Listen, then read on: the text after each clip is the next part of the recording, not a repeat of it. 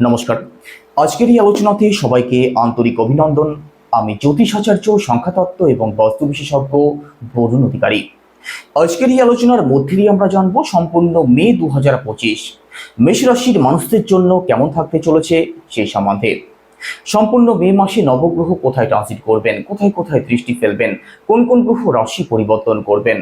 কারণ সম্পূর্ণ মে মাসের মধ্যে রাহু কেতু রাশি পরিবর্তন করবেন, দেবগুরু বৃহস্পতি রাশি পরিবর্তন করবেন, রবিও রাশি পরিবর্তন করবেন। আর এই সমস্ত গ্রহগুলির প্রভাব আপনাদের জীবনে কতটা কি পড়তে চলেছে, কোন কোন দিক থেকে পজিটিভ ফল পাবেন, কোন কোন দিক থেকে একটু সাবধান থাকতে হবে, সমস্ত কিছু ডিটেলস আলোচনা করব according to house, according to planet. তো সম্পূর্ণ ভিডিওটি অবশ্যই দেখুন। আলোচনা যদি ভালো লাগে লাইক, কমেন্ট এবং শেয়ার করতে পারেন।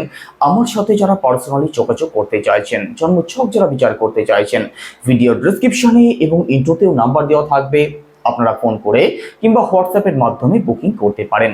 আর আপনি যদি একজন নতুন দর্শক হয়ে থাকেন, এটাই সব থেকে ভালো সময় চ্যানেলটিকে সাবস্ক্রাইব করে নেওয়ার জন্য। তো চলুন প্রথমেই দেখে নেওয়া যাক মে মাসের একদম শুরুতেই আপনাদের রাশিতে নবগ্রহ কোথায় ট্রানজিট করছেন।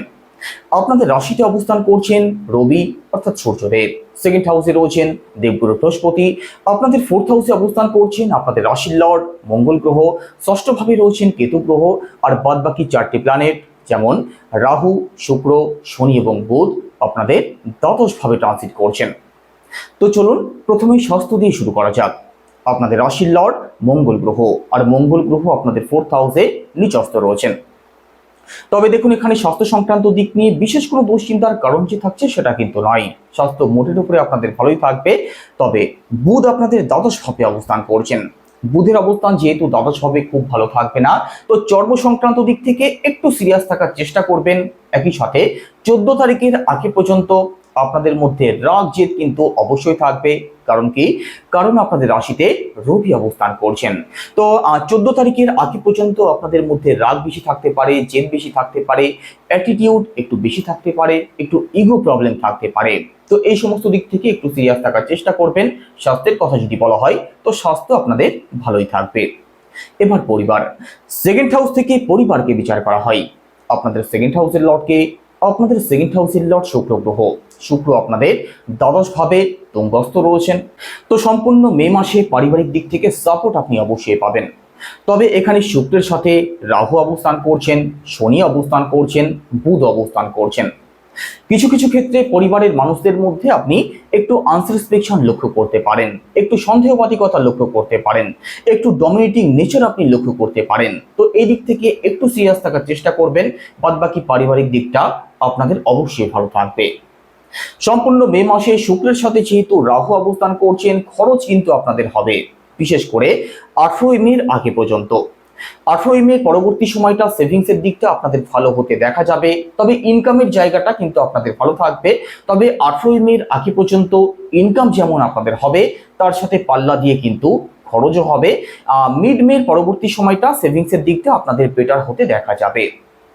একই সাথে আপনাদের থার্ড হাউসের লর্ডকে, আপনাদের থার্ড হাউসের লর্ড বুধ গ্রহ, আর বুধ আপনাদের দ্বাদশ ভাবে অবস্থান করছেন। দ্বাদশ ভাবে বুধের অবস্থান খুব বেশি ভালো থাকবে না।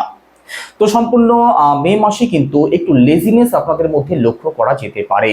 আপনাদের সাহস, আত্মবিশ্বাসের একটু অভাব থাকতে পারে, অকারণ ছুটোছুটি হতে পারে, অকারণ পরিশ্রম হতে পারে।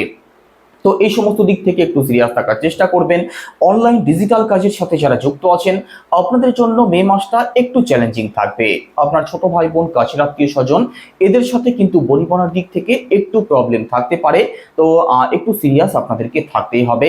আর পরিশ্রম সঠিক দিকে হচ্ছে কিনা সেটা কিন্তু ভাবনা চিন্তা করে তবেই পরিশ্রম করবেন। এবার প্রপার্টি, ফোর্থ হাউস থেকে প্রপার্টিকে বিচার করা হয়। আপনাদের ফোর্থ হাউসের লর্ডকে, আপনাদের ফোর্থ হাউসের লর্ড চন্দ্র, আপনাদের ফোর্থ হাউসে মঙ্গল গ্রহ অবস্থান করছেন, যিনি আপনাদের রাশির লর্ড। দেখুন, প্রপার্টির দিকটা তো আপনাদের অবশ্যই ভালো থাকবে। তবে মিড মের পরবর্তী সময়টা বেটার হতে দেখা যাবে। মিড মের পরবর্তী সময়টাতে প্রপার্টি সংক্রান্ত যে কোনো প্রকার সমস্যা থেকে আপনি অবশ্যই বেরিয়ে আসতে পারবেন। কারণ মিড মের পরবর্তী সময় রাহুর দৃষ্টি সরে যাবে আপনাদের ফোর্থ হাউস থেকে। তো প্রপার্টি সংক্রান্ত কোনো রেনোভেশন যদি করতে চান, প্রপার্টি সংক্রান্ত কোনো ডিল যদি ফাইনাল করতে চান, প্রপার্টি যদি ক্রয় বিক্রয় করতে চান, সেক্ষেত্রে আপনাদের মিড মের পরবর্তী সময়টা বেশি ভালো থাকবে। একই সাথে ফোর্থ হাউস থেকে আমাদের মাতৃপক্ষকে বিচার করা হয়। তো মিড মের পরবর্তী সময়টা মাতৃপক্ষ আপনাদের বেটার হতে দেখা যাবে। আপনার মা স্বাস্থ্য হোক, কেরিয়ার হোক বা অন্য যে কোনো দিক থেকে মিড মের পরবর্তী সময়টাতে পজিটিভ রেজাল্ট অবশ্যই পাবেন। এবার এডুকেশন, মেষ রাশির বিদ্যার্থী যারা আছেন আপনাদের জন্যও তো ভালো সময় থাকবে, তবে মিড মের পরবর্তী সময়টাতে আপনাদের এডুকেশনের হাউস থেকে যখন রাহুর দৃষ্টি সরে যাবে, তো পড়াশোনার দিক থেকে কিন্তু আপনাদের আরো বেশি পজিটিভ রেজাল্ট প্রাপ্তি হবে। পড়াশোনা সংক্রান্ত যে কোনো প্রকার সমস্যা থেকে মুক্তির পথ আপনি অবশ্যই দেখতে পারেন।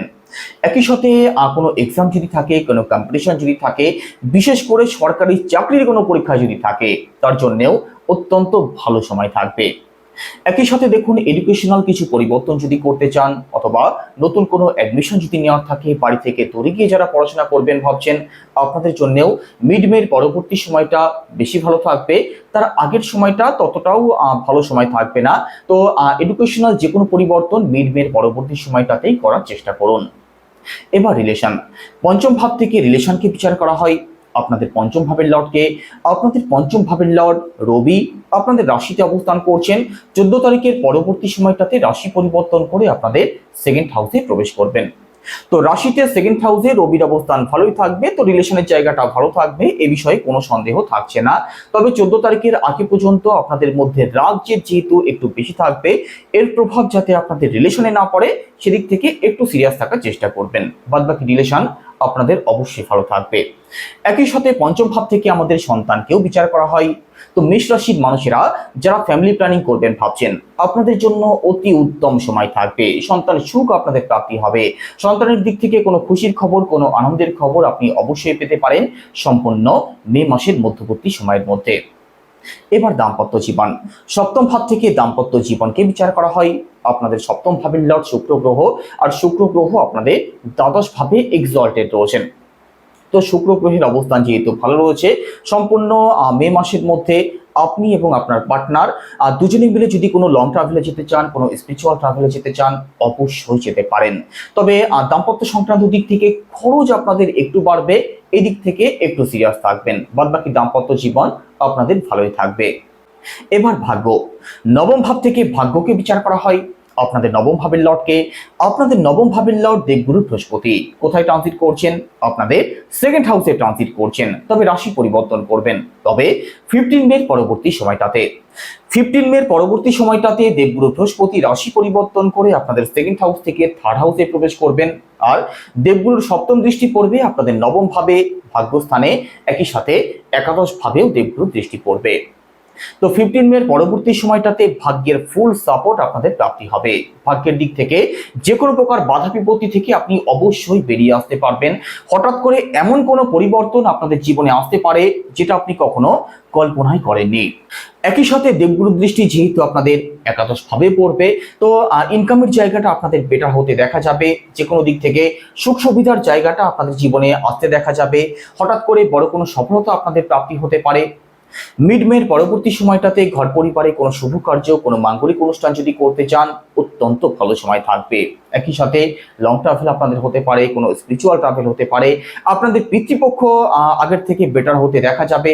একই সাথে এখানে বড় কোনো ইনভেস্টমেন্ট যদি আপনি করতে চান, তার জন্যও কিন্তু বিশেষ ভালো সময় থাকবে। মেষ রাশির যে সমস্ত মানুষেরা উচ্চশিক্ষার সাথে যুক্ত আছেন, যারা পিএইচডি করছেন, যারা রিসার্চ করছেন, আপনাদের জন্যও অত্যন্ত ভালো সময় থাকবে।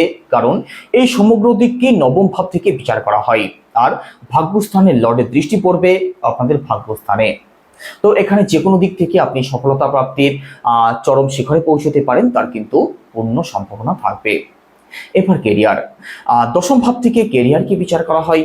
আপনাদের দশম ভাবের লর্ড শনিদেব, আর শনিদেব আপনাদের দ্বাদশ ভাবে অবস্থান করছেন।